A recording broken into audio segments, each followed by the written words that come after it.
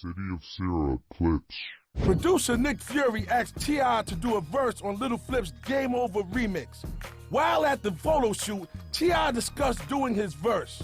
I had spoke to Flip, I had spoke to Columbia, just off of this man's merit, because I know him and we cool. He produced the song, and he asked me to do a verse for him for the remix. So I did it. I appreciate, you did a verse, but hey, I didn't already did it, so I told him he couldn't be on the remix. And after that, he went to jail. We shot the cover over, got out of jail, and I was on the cover. And like somebody said that they had it on video. He say he got the tape. Show the tape, nigga. You know why the tape ain't surfaced? Because it's a fucking lie. This shit, I ain't finna go to no nigga town and disrespect nobody in a town. You feel me? That's like a spit in the face. Oh man, Flip hooked up was, I used to see him around the hood little niggas with him and Lil Jeffrey and them, you know what I'm saying? All them little niggas around the hood, you know what I'm saying? I was a few years older than them. I was doing my thing already in the industry, you know what I'm saying? But I would see these little niggas and, you know what I'm saying? They wanted to get their grind on like us in the rap, you know what I'm saying? And basically, I used to see him want to do it, and he doing it right now, and it started from the beginning where he wanted to grind, and he grinding, and he grinding, and he grinding. And right now, this shit has paid off. Niggas like they ain't see him around the hood and all this shit. The dude was in the hood, his people stay in the hood, my people know his people, you know what I'm saying? It's a lot of connections, you know what I'm saying? Because they ain't see him, maybe they was a lot older or something, you know what I'm saying? Or something like that, I don't know. But this guy, he was in the hood, you know what I'm saying? He's from Cloverland, you know what I'm saying? And all that other stuff is basically just a bunch of hating, if you ask me. They see this man doing this thing, you know what I'm saying? He made it from school, you know what I'm saying? He did his thing. We was putting our thing down. He was in school at the time, had a big hit on the radio, Diamonds in Your Face, you know what I'm saying? This man was still in high school. And bam, voila, took off from there with his album, you know what I'm saying? The Leprechaun.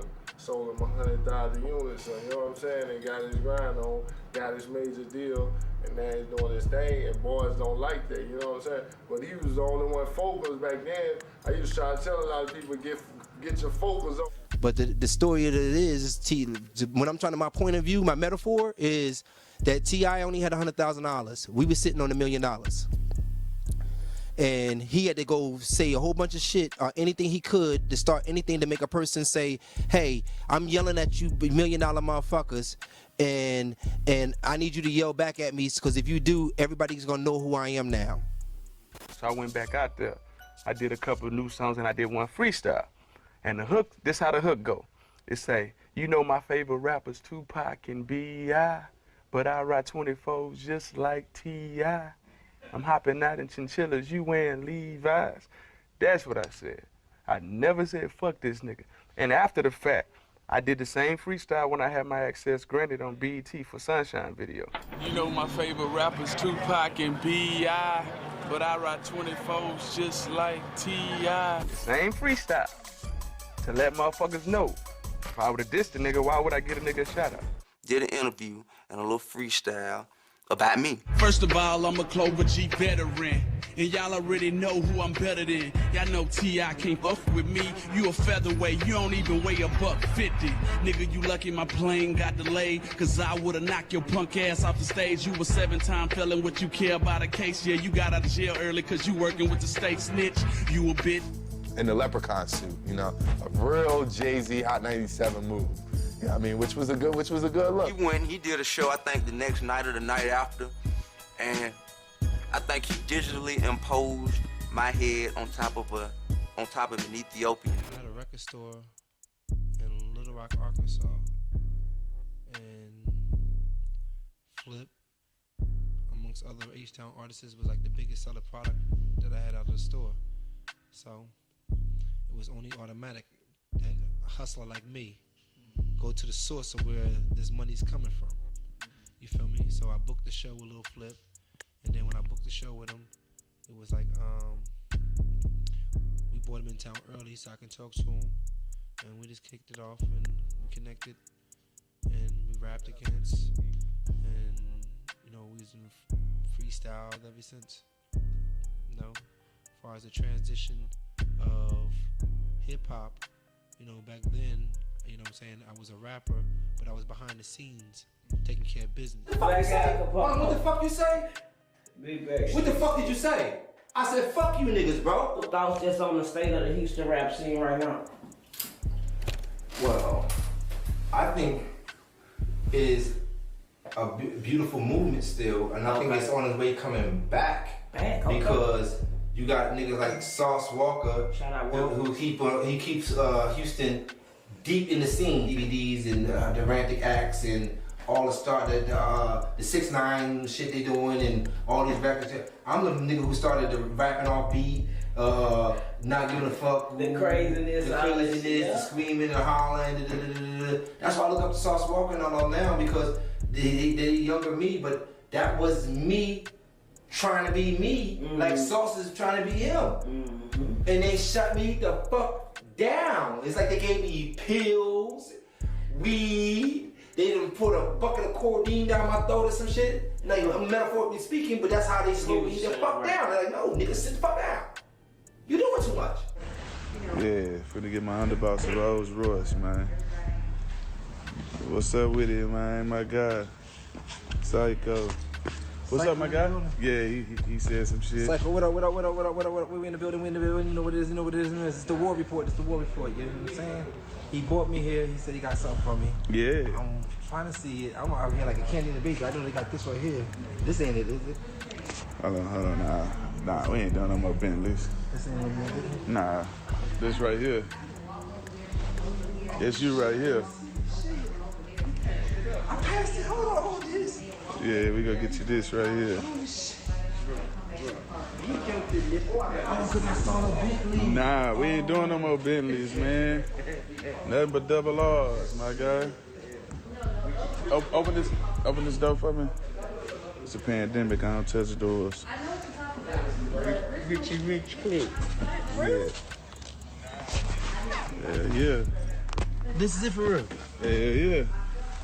This is it right here. Oh, shit. Yo. Oh, shit. I ain't had fur on my carpets ever before. This is black fur. Yeah. Hey, we need to be in the back. Shit. A history of hip-hop comes into plays way before there was Lil Flip. They just knew about me when I came to Houston because of Lil Flip, because of the magnitude of how Houston people love hip-hop and their music and how they support their own, and how you can go platinum in Texas without than any other place in the world. So I sold a lot of mixtapes, and I took the little Leprechaun and to be into platinum status to what it was for my street teams of girls that would get out there and actually promote the music that of these artists that I had. Hey man, our next question that we like to ask, man, Capone, man. See, we from H-Town, man, you know what I'm saying? Tell us, man, what actually went down with the T.I. thing, man, because I'm from the H-Town, I'm in these streets, man, and everybody had their story about the situation, man. Let them know what's the exact story that went down, man. You know, my whole thing is this.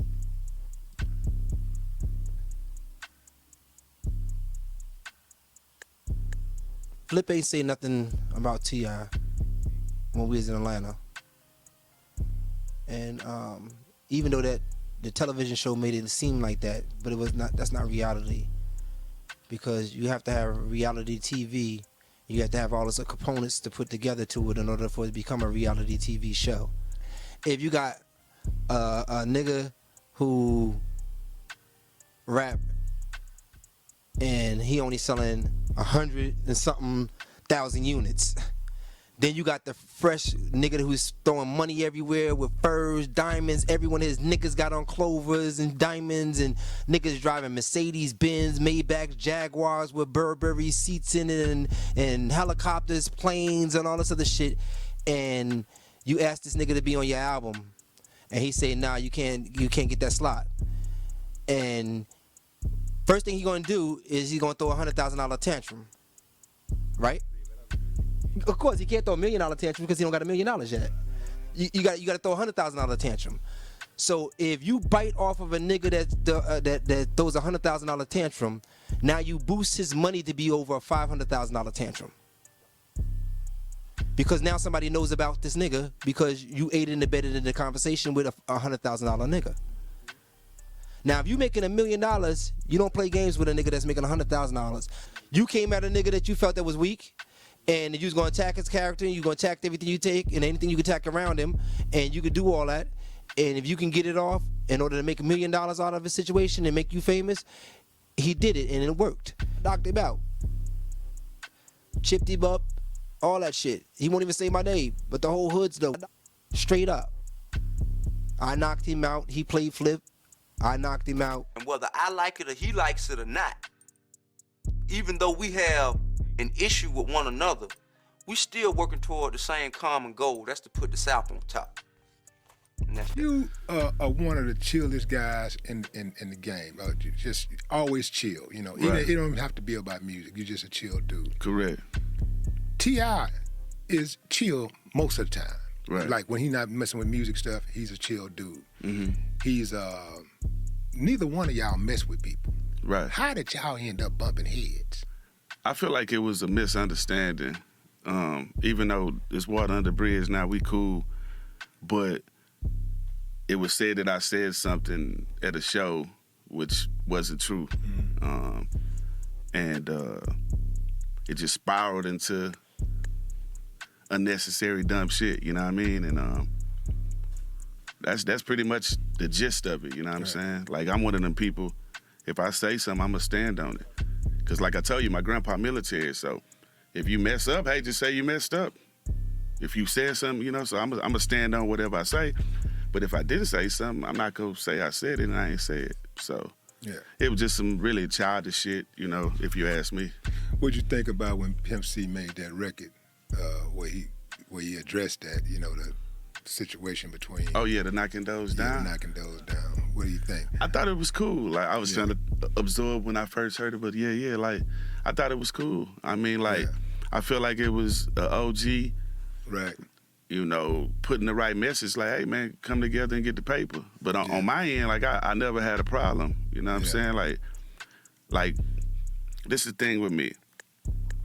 I'm used to having money and attention and fame. Like, you go back to all my old yearbooks, I'm still wearing Versace. Before I blew up in the rap game, so I'm used to, I told you I grew up in the beauty shop, so I'm used to entertaining, I'm used to being around women, so I don't love money. So for me, I'm not like pressed to be like, you know, on stage or blah, blah, blah. Like I've done that shit. Like I rode on floats because my grandpa worked at Maxwell House Coffee for like 35 years.